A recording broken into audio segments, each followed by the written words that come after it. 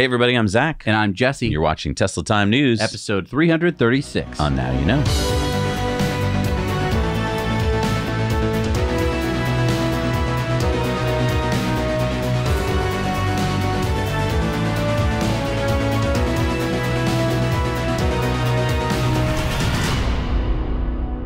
And hey, before we get into the news this week, I want to talk about some questions that we've been getting about some of our other channels. Oh yeah, we have other YouTube channels, Disruptive Investing, and Now Let's Review. So some people were asking if we owned those other channels or if we had just partnered with some third party. No, those are our channels, just like Now You Know. We wanted to review cool new e-bikes and interview amazing CEOs and founders of disruptive and sustainable companies, and we didn't want to cram them all onto this channel. They are put together by the same team that does Tesla Time News. You may have heard us talking about our amazing new international team of editors, and they're really helping us crank out the content for everyone. So we're going to talk about some of the latest videos we put out later in the show, so be sure to stay tuned. So remember when the Model 3 cost $35,000? Remember Ghostbusters? Oh, I remember. Yeah, and then inflation and price increases brought even the cheapest Model 3 in the US up, and Tesla lost the federal tax credit. So you were talking mid-40s for a Model 3. Well, now with Tesla's January price slashing and now another price cut on Sunday, the rear-wheel drive Model 3 in the US is $42,990. Now, subtract out the $7,500 federal tax credit that Tesla now qualifies for again because of the IRA, and you can get a Model 3 for $35,000 again. And this is great news for a lot of people who, like me, just couldn't afford a $45,000 Model 3. Now, it wasn't all good news, unfortunately. Tesla did raise the price of the Model Y Performance by $500 to start at $58,990.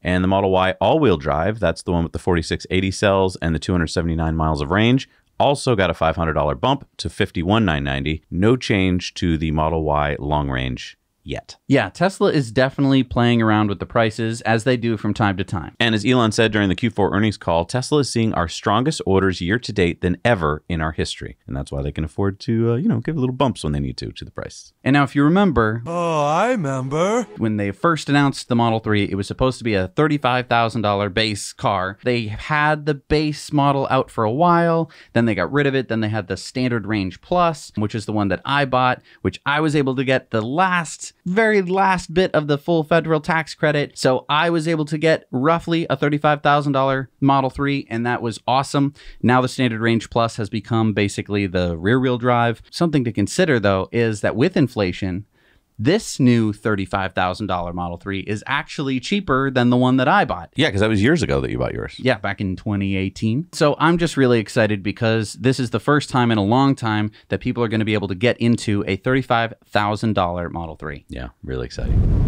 According to Reuters, the U.S. Department of Transportation will finalize a new requirement this week that will compel Tesla to open its Supercharger network to non-Tesla EVs if it wants to be eligible for the $7.5 billion in federal subsidies for public charging network infrastructure. So according to the rule being finalized, basically, if you want to build a public EV charger with federal subsidies, it will have to use CCS for the operator to join. The National Electric Vehicle Infrastructure Program, or NEVIP. This $7.5 billion is supposed to help grow the number of EV chargers from 100,000 to 500,000 in the next few years. Now, remember that Elon met with some Biden White House officials last month. Could they have been discussing this very topic? And could the Tesla Magic Dock, that thing that we might be seeing at the Hawthorne, California Supercharger, be the answer to allowing non-Teslas to charge at superchargers?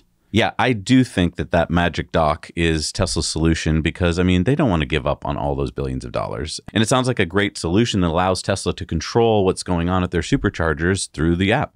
Yeah, I'm really keen to see how Tesla is going to be rolling this out. Is every supercharger stall going to be getting a Magic Dock, meaning that all EVs could charge at all stations, or is it just going to be half of them, or is it just going to be one of them? It really depends on what the actual stipulation of the law is, because you have to keep in mind, even Electrify America stations have CHAdeMO chargers because some EVs can't use the CCS. And so it really comes down to what is the law going to be. And also, can Tesla dynamically change pricing? So, for instance, if there's a supercharger location that's getting really full, could Tesla just jack up the price for non-Tesla EVs so that people are like, oh, I'm not going to go there today? Now, remember that Tesla Model S crash back in 2021 near Houston, Texas, when 2 people died? Oh, yeah. The press blamed Tesla almost immediately. Right. We analyzed the information available at the time and said that we thought it was the driver's fault. And we were right. yeah, the NTSB, or the National Transportation Safety Board, investigated and ruled last week that the actual cause of the accident was a combination of factors, including driver's speed, alcohol intoxication, basically almost 2 times over the legal limit, plus the effects of 2 sedating antihistamines and the failure of the driver to control the vehicle. In the 13-page NTSB report, they stated that the Model S accelerator pedal was pushed as high as 98%, so pretty much to the floor, bringing it to a speed of 67 miles an hour 2 seconds before impact on the quiet and curvy residential street with a 30-mile-an-hour speed limit. There was no evidence that the brake was even used, and the NTSB said that autopilot was not used and that traffic-aware cruise control would only have allowed speeds up to 30 miles an hour. In fact, autopilot was not active at the time of the crash, and in fact, the victim had never used autopilot since buying the vehicle. So all those people out there that were like, autopilot killed them. No, it did not. And I love how the press went into this knee-jerk reaction mode of like, autopilot kills 2 people in Houston, Texas. When if you looked at like, okay, so it was very late at night, 2 guys leaving a party, you could imply that there had been drinking, which it is in the report. And this is all stuff that we went through at the time, days after the event. We didn't have hardly any of the resources that the NTSB did. I'm glad that the NTSB did their whole report on it. So not only was the driver really drunk, but also on antihistamines, which can make you drowsy. Exactly. And I mean, Holmar's catalog said, where are the competent journalists? And Elon replied, too many journalists want to shape your opinion rather than inform you. So yeah, at the time, they put out just a big eyeball story to get your attention. And then later, when we found out the truth, where's the media? And back in July of 2022, there was another deadly Tesla crash, this time in Florida. A 2015 Tesla Model S driven by a California couple crashed into the back of a parked semi-truck trailer at a rest area off of I-75 near Gainesville, Florida, killing both occupants of the Tesla. After a 6-month investigation, the authorities, in this case the Florida Highway Patrol, ruled that the accident was caused by human error. Lieutenant Patrick Reardon of the Florida Highway Patrol told reporters last week, it's been a while since this investigation started, and it's a very thorough and in-depth investigation. Unfortunately, the woman driving, as they were coming down the ramp to the rest area, unfortunately, she applied the accelerator instead of the brake. According to FHP, this Model S did not even have autopilot equipped, and it turns out that the driver hit the accelerator instead of the brake and was going 60 miles an hour when the Model S hit a curb and then the trailer. And again, at the time, there was a media frenzy. All of them were like, Tesla kills couple. And, the family hired a law firm to sue Tesla because autopilot must have done it. And then again, quietly, months later, oh, yeah, it was driver error. Right. And the car itself didn't even have autopilot because, of course, it didn't. It was a 2015 Model S. Right. And they didn't really come out with autopilot until 2016. So, again, just the littlest amount of thought and research could have figured that out well ahead of time. But Tesla not being at fault won't stop our buddy Dan O'Dowd. You remember Dan O'Dowd, don't you? The guy that ran for Senate in California on the one platform of being anti-Tesla. Luckily, he lost by a landslide, but now he's back again. Yeah, remember Dan has his Dawn project where he makes misleading and unscientific videos called The Dangers of Tesla's Full Self-Driving Software about Teslas hitting children. Yeah, Tesla had to send him a cease and desist letter. So what's Dan up to this time? Well, now Dan is back with what he called a Super Bowl ad, even though I didn't see it being played during the Super Bowl. I mean, I heard that he spent $7 million, so was it played during the Super Bowl? I don't know. Comment down below if you saw it during the Super Bowl. But don't worry, if you didn't see the Super Bowl ad like I didn't, you can see it over on our Patreon bonus stories this week. We're going to talk more about it and maybe get our blood pressure up a little bit. And let's not forget that Dan is the CEO of Green Hills Software, a company that is in direct competition with Tesla. Vested interest, anybody? And Tesla owner Silicon Valley said, thank you, real Dan O'Dowd, for spending $7 million for this Tesla advertisement. It's very clear that your testing was fake, but grateful for spreading the word that Teslas are the leader for general autonomy. I think if anyone did see that ad, they're probably just learning that Tesla can drive cars autonomously. I didn't know that. So anyway, yeah, we're going to talk about more on Patreon bonus stories. So Drive Tesla tweeted out, Tesla ordered to halt construction of parking lot solar array at GigaBerlin. And Elon replied, sigh. So what happened? Well, Tesla had started construction of a solar array over the parking lot. Tesla had put 104 1-meter-long concrete posts into the ground. And then authorities from the Oder Spree district ordered Tesla to Halt! What do you think you're doing? Do you have permission to put stakes in the ground here? So what's the issue, though? Well, let's hear from a representative of the Association for Nature and Landscape in Brandenburg. It is confirmed that the monitoring of the construction site in the water area is completely inadequate, and Tesla can apparently do what it wants. It was a political mistake to set up the factory in the water protection area.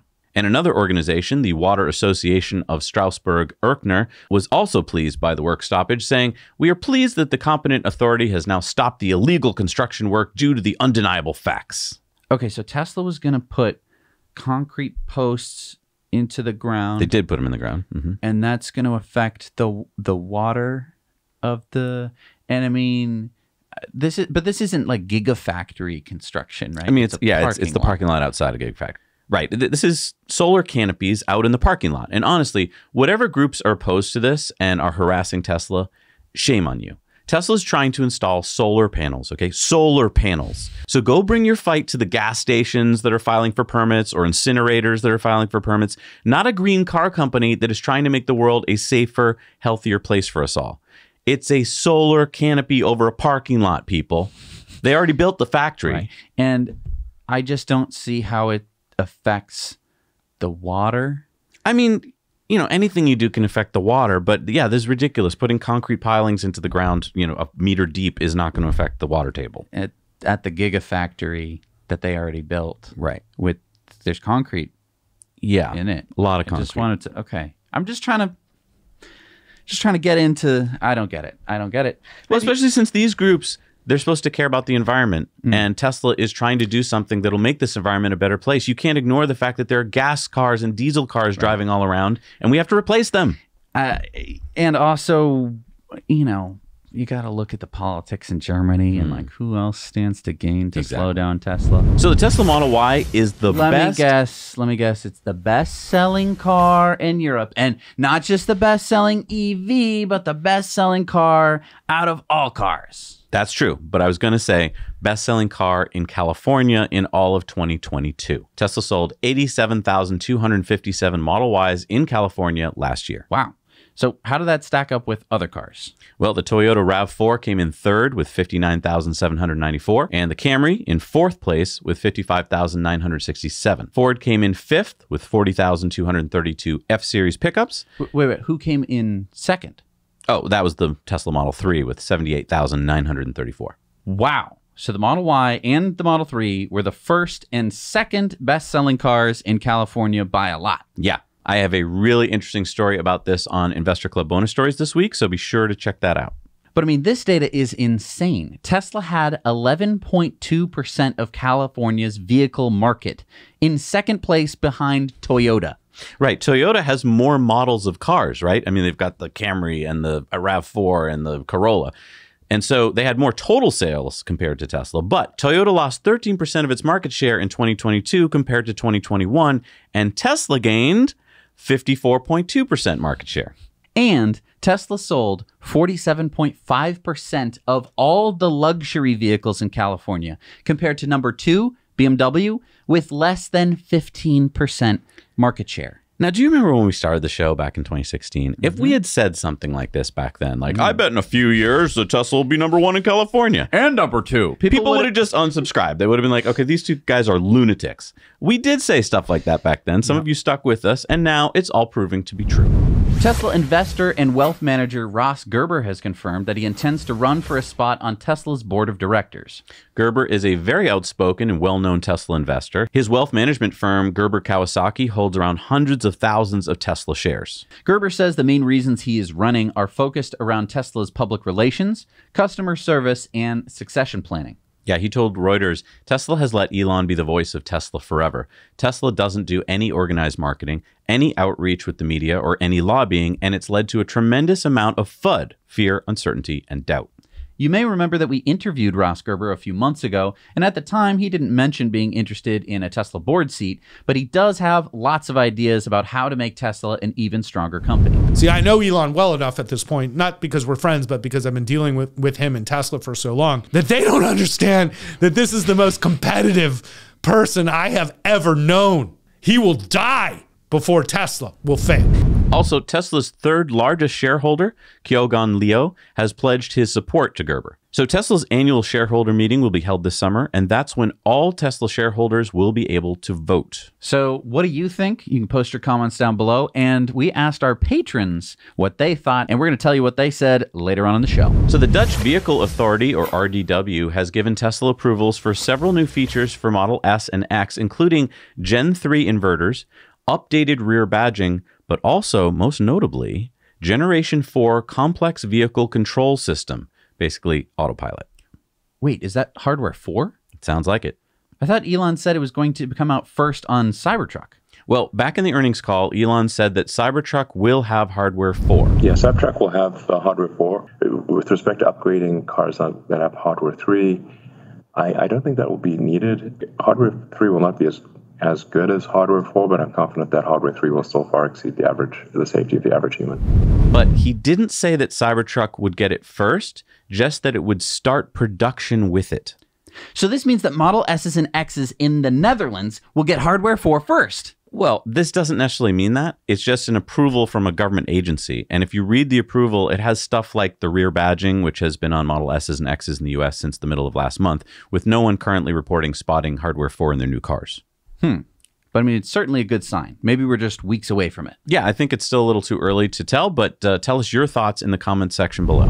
So I don't know if we should keep reporting on this, this being where Tesla will be building their next Gigafactory in Mexico. Yeah, I mean, I'm pretty sure Tesla is waiting to make the announcement at the March 1st Investor Day. But we do get the news from last Wednesday of Mexican President López Obrador telling reporters that Tesla's next plant could be built in either Nuevo León or Hidalgo. Yeah, two very different locations, I might add. So let's look at the map here. Nuevo León is further north. It's bordering on Texas. And Hidalgo is down near Mexico City.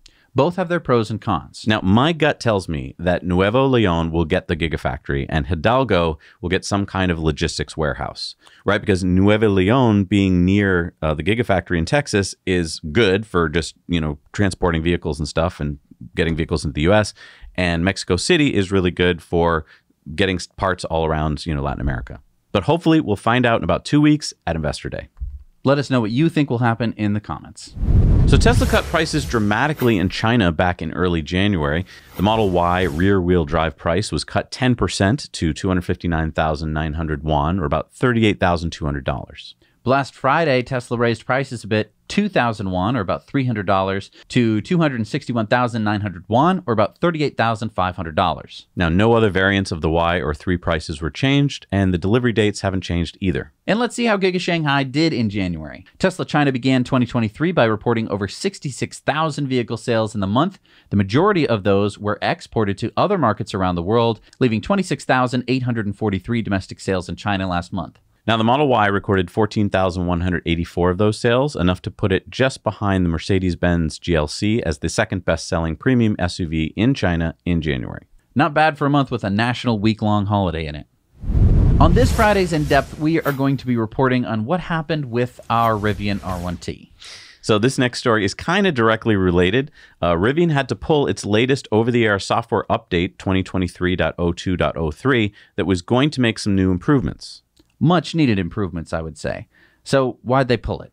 So this update was going to fix a big issue that we've been having, which is that the fob keeps dying. So somehow this update was going to make it so that I can stop buying batteries for the damn thing.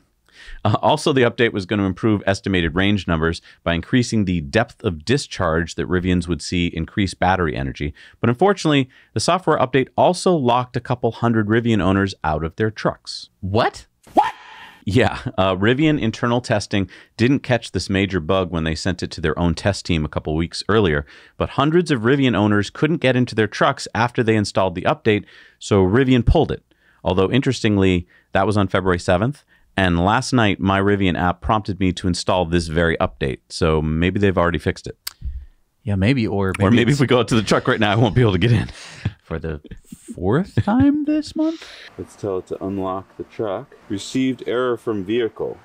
Yeah, tune into that episode on Friday. And if you like the reporting that we do on the show, please hit the like button. It's a little thing you can do, but it helps us out so much with the YouTube algorithm. Pictures continue to circulate of the latest Cybertruck prototype that we saw last week. So that's the one with the triangular mirrors and the little brake lights? Yes, and it appears from this picture that it sports the massive single wiper blade that we've heard so much about. Now, am I the only one who doesn't like this design? No, lots of people have been complaining about it.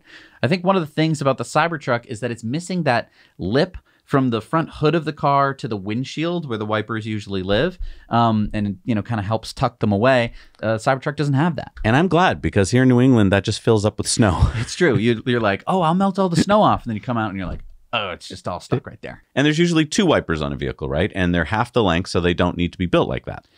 Yeah, now Elon has said before that there's no easy solution and that maybe they could have a deployable wiper that stows in the frunk. I really don't think that will work. What, am I going to have to pull off to the side of the highway to install my wiper in the middle of an unexpected downpour? Well, maybe for the car shows you would pull it off and stow it, but for the rest of the time you would have it on like a normal person. I mean, let us know what you think in the comments, but I think this might be the case of form over function. We need to just have workable wipers, and maybe, you know, they can work on something in the future. But like, I don't know. I just don't think this big giant wiper is the solution. But maybe when Elon said a deployable wiper, it's like it'll come, you know, that'd be great. Instead of you having to do anything. Yeah, Inspector Gadget would be great. Hey, but the place to talk about this is our friends over at Cybertruck Owners Club. They help sponsor the show. So head on over there, talk about all of your Cybertruck news and community discussions, and you can find out where you are in line with their crowdsourced reservation tracker. That's what I did, and I found out that we're like number 20. Now for some fun news, Zach and I are planning to attend Micromobility Europe 2023. And you might be asking, what is Micromobility Europe? It's going to be a really fun in-person event in Amsterdam on June 8th through the 9th, 2023, where you can ride on small electric vehicles, learn how to create more livable urban areas, and build a more sustainable world. So join us at Micromobility Europe this summer. Not only will you get to check out top global brands, builders, investors, and thinkers at an immersive event, but we have an exclusive discount for you, our viewers. Go to this link and save 20% off the ticket price now.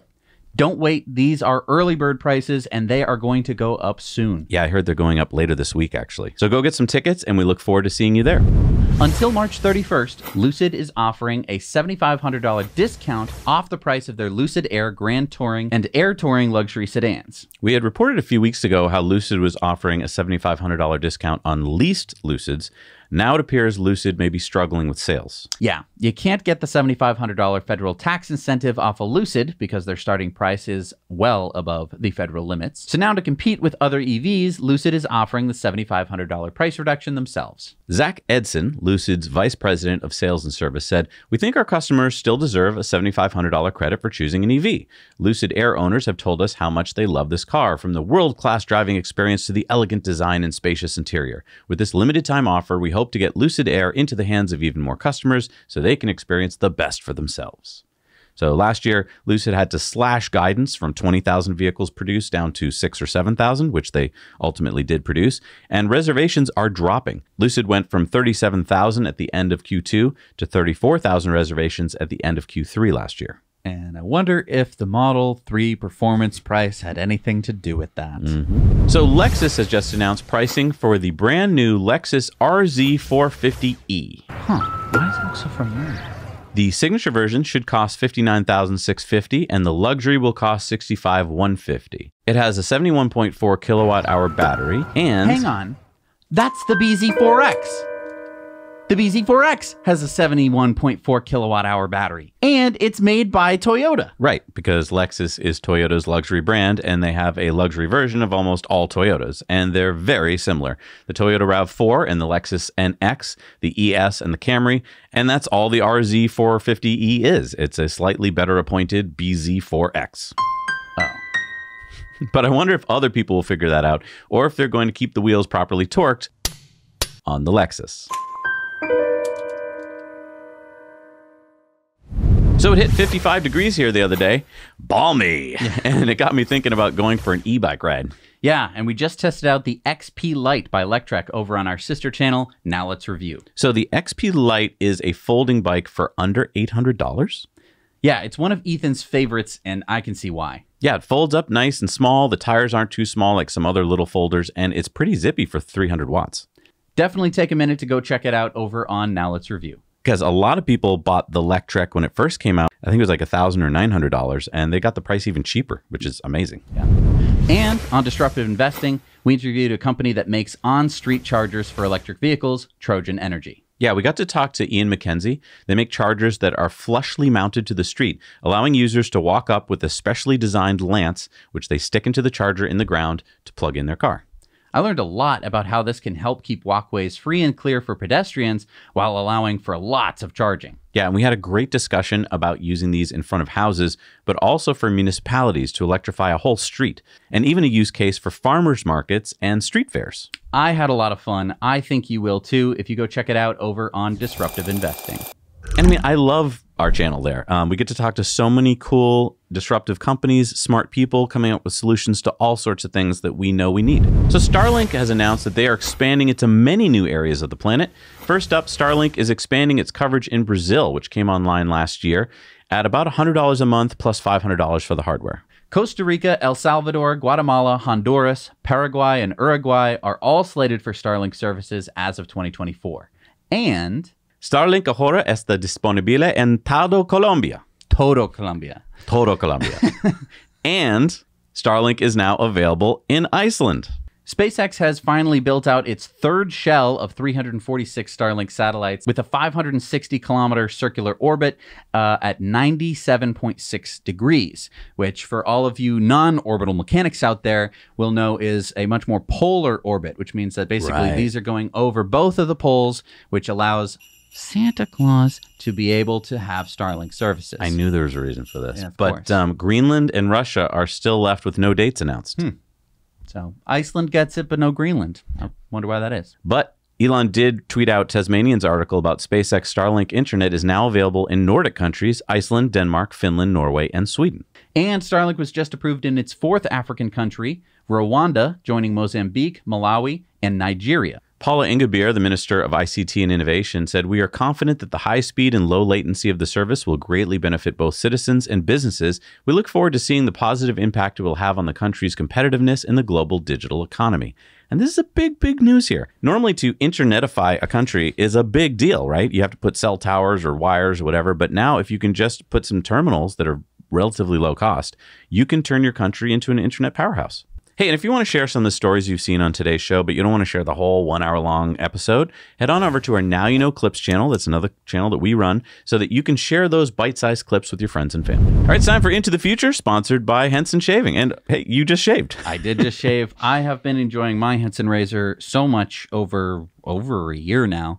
I've been actually getting into shaving twice a week, which I normally could not do with my typical cartridge razor because my face would break out in hives every time I shaved. Having one blade that is held really, really precisely helps out a lot when it comes to blade chatter, which is where the blade is going to kind of mess up your face a little bit. It doesn't happen with Henson, and you don't have to stretch out those cartridges because they're like $10 each. Right. You can just buy a 5-cent blade and replace it every single time you shave. And you know, you get 100 free blades if you use Now You Know at checkout. So go check it out at hensonshaving.com.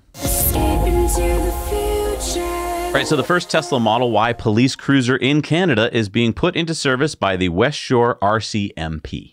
What is RCMP? That's the Royal Canadian Mounted Police, Jesse, aka the Mounties, ya hoser. They have it fully outfitted with all the cop stuff a Mountie needs, including radios, lights, and gun rack. But that's not the only Model Y police car story we have for you this week. The Somerset Police Department in Wisconsin just added a Model Y to their fleet. Sweet. And what's even sweeter is that Somerset PD published a year-over-year cost breakdown, which shows that they should be able to save $83,810 over 10 years. What? Yeah, at the purchase price, the Model Y costs $18,000 more, but immediately starts saving over $5,500 a year on fuel and maintenance, meaning that by year 4, it already makes up for the price difference in price tag. Yeah, but you just said it was over $83,000 cheaper. Right, because by year 5, the engine mileage for the Ford Explorer Hybrid would mean that it would need to be replaced, meaning another $53,000 SUV and equipment to buy, meaning that by year 10, the Model Y would have more than paid for itself. Wow. And they're not the only police department to find this true. Yeah, we were lucky enough to interview Westport, Connecticut's police department about their Model 3 purchase over 2 years ago. Yeah. You can go check out that video. It's the only one on the internet where somebody has interviewed a police department about their police car. And we got to ride in it. We got to ride in it. We got to see all the cool cop equipment that they got in the front and the trunk. They talked about how you could have all medical equipment in the front, and then you could unlock it so that way you could tell like a bystander to quick go get me the medical kit while I stabilize this patient. Yeah. It's really cool. I think that a lot more police departments are going to be doing this, especially if those numbers add up to be even remotely close to true. Wow. A new vehicle in 5 years? Yeah, because basically the whole time you're sitting there idling, waiting for speeders or whatever, the engine is going, and so the engine miles of the vehicle add up really quick. Wow. I didn't think about that. All right, it's time for Going Green. Now, many people have been wondering how much money you can earn by putting home batteries on a VPP, or a virtual power plant.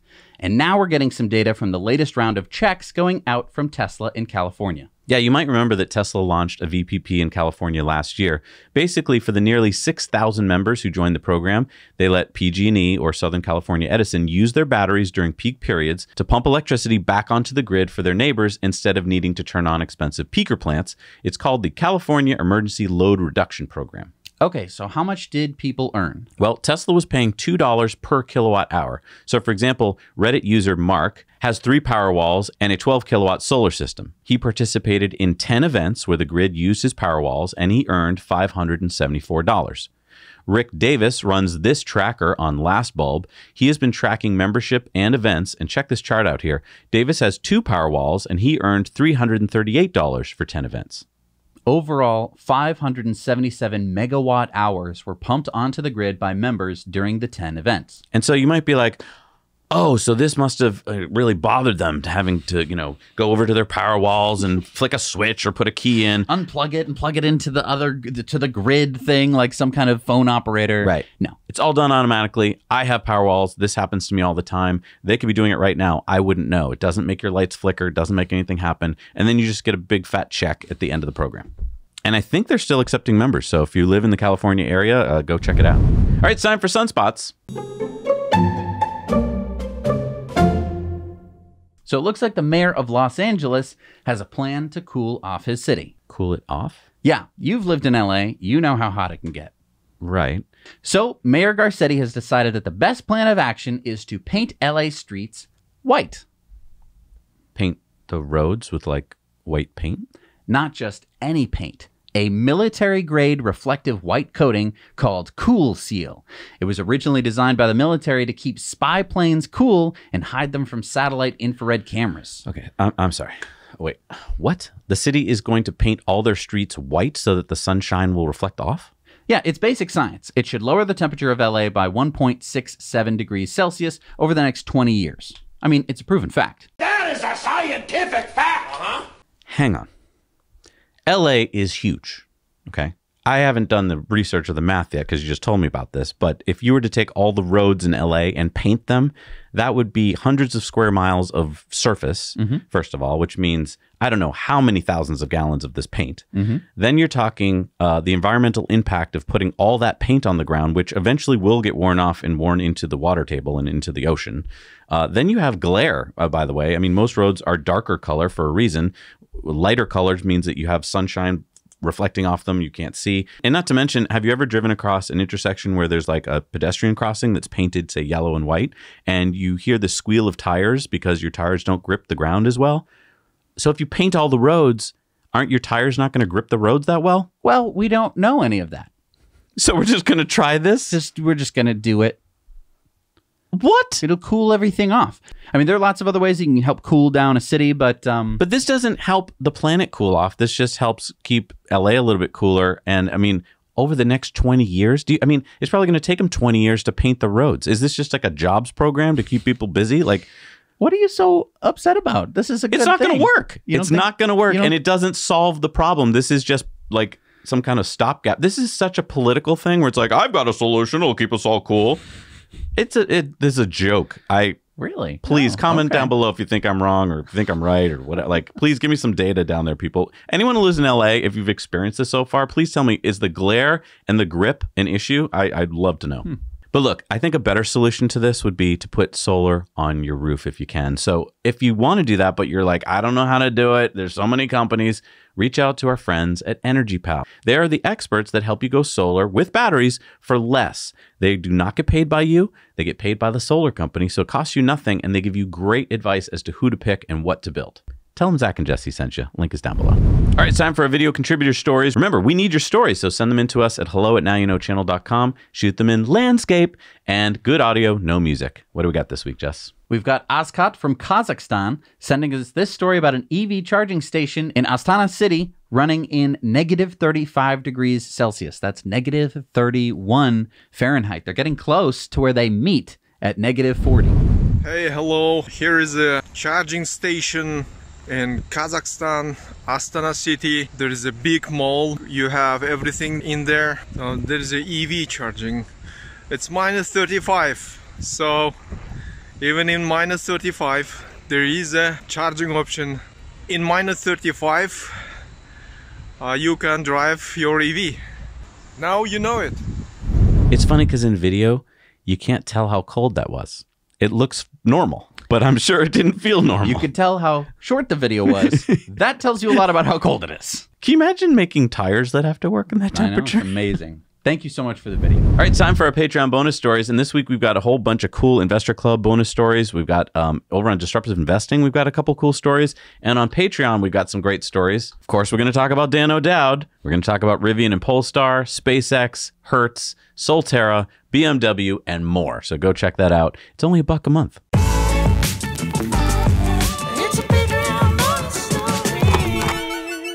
All right, we're back from our Patreon bonus stories, and now it's time for the shout-outs. These are people that support us for $5 a month or more. You can join them, by the way, heading over to patreon.com/nowyouknow. Who do we got this week? We've got Mark Hutzel, Gilleste, Niall Connell, Christopher Kelly, and David Gordon. Thank you so much for supporting us. This show can't happen without you. All right, so we did a Patreon poll, and I guess this is Ross Gerber. What's the poll about? We were asking our patrons what they think about Ross Gerber running for a board seat on Tesla's board of directors. All right, what do people say? 66% don't want him on the board. I am shocked. I thought people liked him.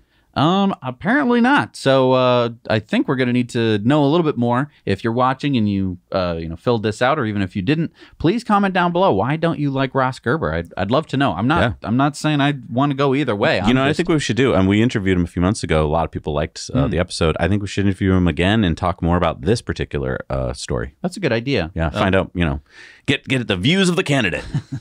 All right, it's time for Elon's tweets of the week, and he was busy this week. Elon said, "My bro and I mostly ate at the Palo Alto Jack in the Box while building Zip 2. It was affordable due to some food hygiene issues, subsequently corrected, and open late at night."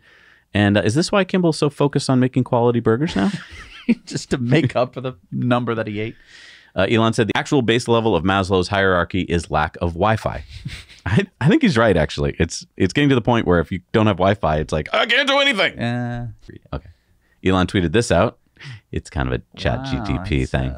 So it's like where you have a new type of weird internet personality. Cool. Yeah. And Will Durant said, "The older the civilization, the longer the lawsuits." And Elon said, I feel this one. Matt Makawiak said, "U.S. Senator suspended from Twitter due to cover photos showing his wife and him hunting. This is insane." And Elon replied, "This is being fixed. Policy against showing blood in profile pictures is being amended to clearly showing blood without clicking on the profile picture.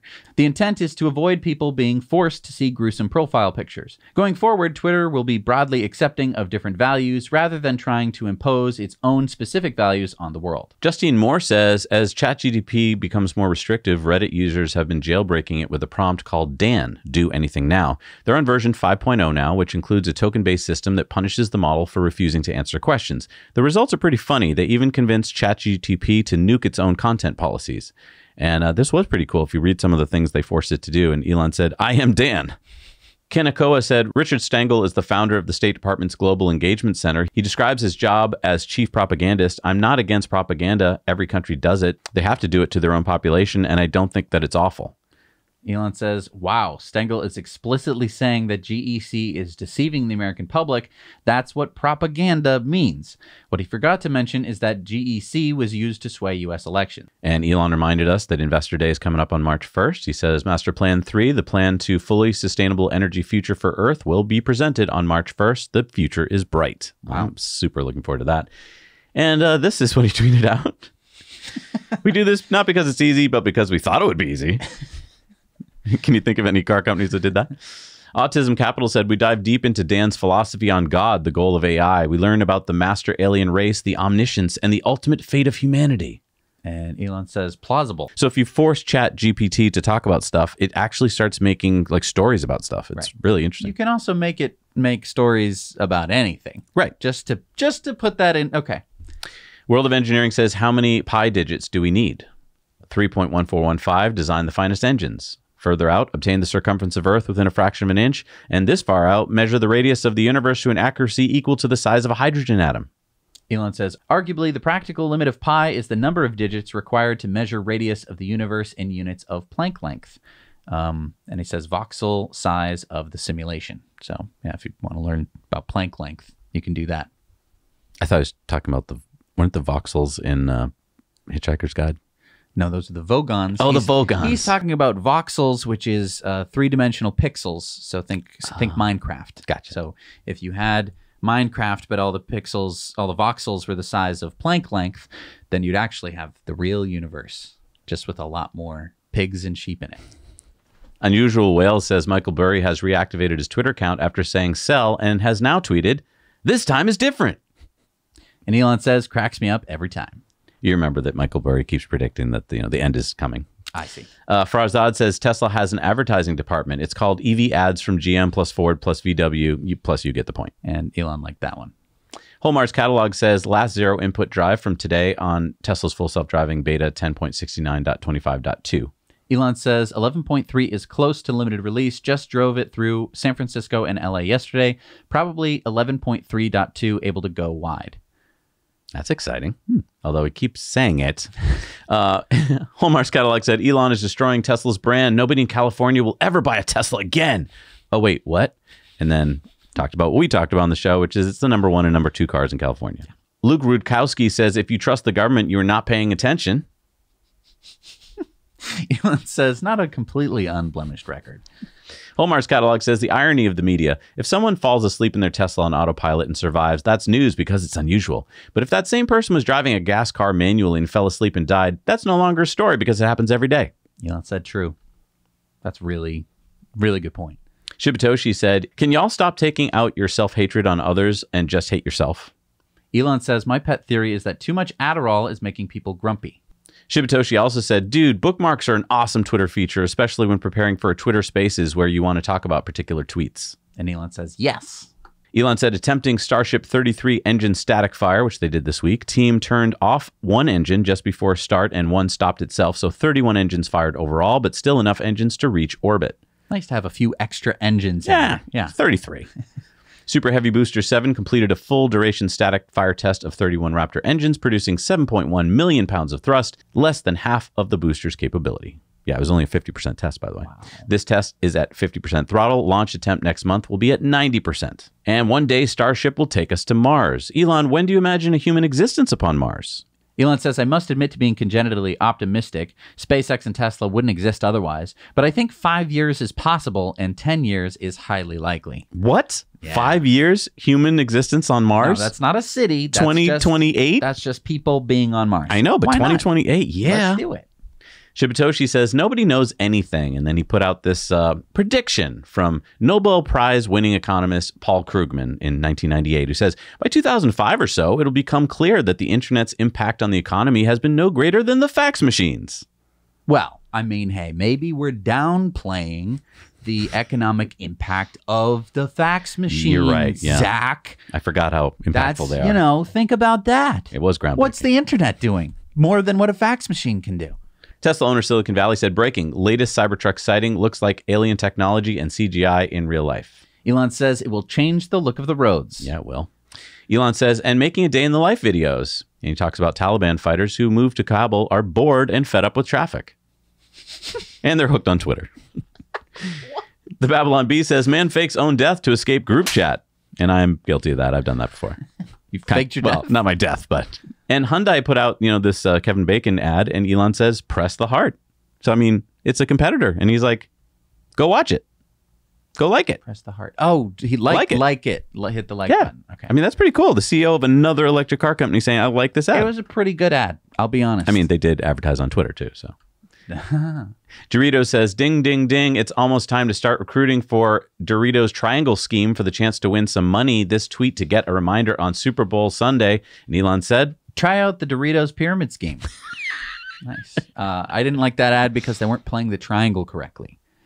Oh. They weren't doing it right. It's not how you play triangle, idiots. Joe Gabbia says, go Japan. And he's talking about the fact that the cabinet just approved a 60-year policy to operate nuclear reactors. And Elon said, great decision by Japan. Genevieve says, Elon Musk is sitting next to Fox News owner Rupert Murdoch at the Super Bowl. What are they talking about? Wrong answers only. Elon said, Dogecoin. I was wondering who he was sitting next to. Yeah, so that's James Murdoch, who was on the board of Tesla, his father. Rupert Murdoch. From infamy.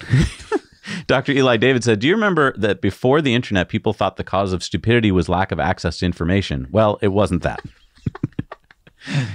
And Doge Designer says, Mars, soon. Elon says, crazy that Starship is real. It is crazy. Elon says, SpaceX commercial terminals, like other commercial products, are meant for private use, not military, but we have not exercised our right to turn them off. We're trying hard to do the right thing, where the right thing is an extremely difficult moral question. And he's talking about whether or not to turn off Starlink in the Ukraine, being used by Ukraine to attack Russia and defend themselves from Russia. And so far, they've let that happen. Paul Graham says, at this point, you should be default skeptical of any news story about Twitter. Many journalists have an agenda. There are a lot of angry ex-Twitter people ready to tell them what they want to hear, and there are a lot of readers eager to consume negative stories. Elon says, absolutely. Twitter is also a competitor to legacy media for news, so they are fundamentally conflicted. And yeah, there's just so many news stories about like, former Twitter employee says that Elon ruined his plans for making a cool thing that he was going to make. And it's like, well, why hadn't you made it? You were there at the company for 8 years. Well, I didn't want to program. I just wanted to tell others to do it. Doge Designer says, what if Elon is an alien and Optimus bots are the alien invasion? Elon says, hopefully one day we will be the aliens visiting other worlds. Yeah. Star Trek, baby. Farzad says, Tesla FSD commercial. Elon Musk is trying to kill you with a self-driving car. Viewer, wait, Tesla has a car that can drive itself already? Elon said, exactly. This will greatly increase public awareness that a Tesla can drive itself. Supervised for now. Musk University quote here of, we must pass the great filter, from Elon. And so then Elon replied to his own quote. He says, maybe that's what bacteria think as they encounter your water filter. And his own tweet. And then Shibatoshi said, I would love to show someone from 1995 this picture and ask them what they think is happening here. I could never. All right, it's time for community mail time. Community mail time. And remember, send in your stories, your photos, your videos to us at hello@nowyouknowchannel.com. And let's see what we got. We got our patron, Terry, spotted this Photon iBlue E-Van in Singapore. I don't think I've ever heard of that. That's cool. That is cool. Jason found this Lucid Air driving around Sycamore, Illinois. David spotted 6 Starlink terminals on the Royal Caribbean ship Adventure of the Seas sailing out of Galveston, Texas. Oh, and look at, there's the speeds. Pretty good. Chris saw this Waymo Jaguar I-Pace in Santa Monica, California. How can you tell it's a Waymo? Suzanne and Ed found this Model Y being used by the Virgin Islands Water and Power Authority in St. Thomas. Jeffrey saw this Super Mario-themed Model 3 in Celebration, Florida. That's cool. Chris sent us this picture of a yoke steering wheel he installed in his Model 3. That's cool. Steven spotted this Domino's Chevy Bolt in Southwest Michigan. Can't wait till it gets on the road. They're delivering it so it can deliver pizzas. Maybe there's pizzas in it. Risa saw these R1Ss in San Diego, California. Oh, maybe one of them is mine. I did order a white one, Rivian. And it's time for Supercharger reviews. So let's go out in the world and see what you guys have found this week. How you doing, Jack and Jesse? This is Melvin coming from Iowa, Louisiana. Here we have a 16 stall, 250 kilowatts, charging my Tesla Model 3, traveling to Texas. We're here at Henry Travel Plaza. They have food, drinks, clean restrooms, and now you know. Hi Zach and Jesse, it's Michael at the Geelong Supercharger in Corio. It's in a pretty good spot just off the M1, which takes you down to the Great Ocean Road, and it's in a strip mall. You can see here. It's got a Red Rooster and a Domino's, so there's a few options for eating, and 250 kilowatt charger, so that's great, and I'd give it a 9 out of 10. So now you know. Hello, Zach and Jesse. Hey, I am here in Des Moines, Iowa on I-3580 at 2nd Avenue. This is a brand new supercharger that they just got on the map within the last week, and I'm here doing a review. It's at a come and go. It's literally a quarter mile off the interstate. There's a really nice restaurant across the street called Smokey D's Barbecue. You can kind of see it in the background there. And that it is a 250 kilowatt charger, and so there's no splitting. There's no A and B here, so pull up right next to your best friend. Also thought I should mention that the come and go here has got 24/7 restrooms, which really helps out. This is looks like it's a 1, 2, 3, 4, 5, 6, 7, 8 staller. And my wife's in the car. She said it's too cold to get out here. Anyway, I give this a 8 out of 10. Thank you. Now you know. Here at the 8-stall 250 kilowatt charger in Waterloo, Iowa. It's conveniently located by Hy-Vee. Has their own little market grill there. Hardee's, Pita Pit, Starbucks, Hy-Vee gas station, as well as several other restaurants within about 4 to 5 minute walking area. Even for those who do not have a Tesla, have a CCS and Chatamo charger. Not sure about the kilowatts on those. I'd say overall, with the availability of the different stores and food nearby, I would rate this at an 8 out of 10. Now you know. Thank you so much for doing Supercharger reviews. If you want to see a map with all of the community's collective Supercharger reviews, you can head over to nowyouknowchannel.com and you can upload your own reviews there as well. So be sure to do that because you might get them on the show. All right, so what do we got for new superchargers in the world, Jess? We've got the 8-stall in Marysville, California. We got number 18 in Tennessee, 16-stall in Crossville, Genesis Road, Tennessee. We have number 110 in Texas is the 12-stall at Frisco at Preston Road, Texas. Number 338 in California is the 24-stall in Palmdale, 10th Street West, California. And I remember when that was just a desert. Number 58 in Pennsylvania is the 8-stall at Mechanicsburg, Pennsylvania. We got the 12-stall in Ludvika, Sweden. Number 22 in South Carolina is the 12-stall at Casey, South Carolina. Number 136 in France is the 12-stall in Cesson, France. The 16-stall in Miramar, Florida at Miramar Parkway. Number 179 in Canada is the 12-stall in Brantford, Ontario. Number 103 in Norway is the 6-stall in Rjukan, Norway. Number 126 in Florida is the 8-stall at Adventura in Biscayne Boulevard, Florida. Number 6 in Greece is the 8-stall in Larissa, South, Greece. Number 70 in Sweden is the 6-stall 150 kilowatt in Are, Sweden. Number 31 in Oregon is the 4-stall in Portland at Southwest Broadway, Oregon. Number 52 in North Carolina is the 8-stall in Asheville at 4 South Tunnel Road, North Carolina. And number 34 in Colorado, number 1,665 in the USA, and 4,755 in the world is the 8-stall in Edgewater, Colorado. And none in China this week. So probably going to be hit with another wave of them. Somebody forgot to fill in a form, and we're probably going to hear more about that. Hey, you remember that over on our Now Let's Review channel, we were giving away some EV chargers on our Patreon, and we have a winner. The winner is our patron, Kenneth. He says, this would help me when visiting family down in Pennsylvania. If I can get them to install a 1450 outlet on their pole shed. Rural Western Pennsylvania is very slow in adopting EVs, charging platforms in any configuration. So finding a charger in this area is difficult, and one has to drive a distance to find a fast charger, non-Tesla. Having a way to charge overnight would be great versus Granny charging level 1 platform that takes 2 days to charge my Chevy Bolt. Yeah, so we're sending you an EV charger that we just reviewed, and that's something you can do. If you want to head on over to our Now Let's Review channel, you can find out how you can win some of these upcoming things that we're reviewing, because we can't use them, so we want you guys to have them. So congratulations, Kenneth. We will be sending that out to you very shortly. We'll get in contact and figure out all that stuff.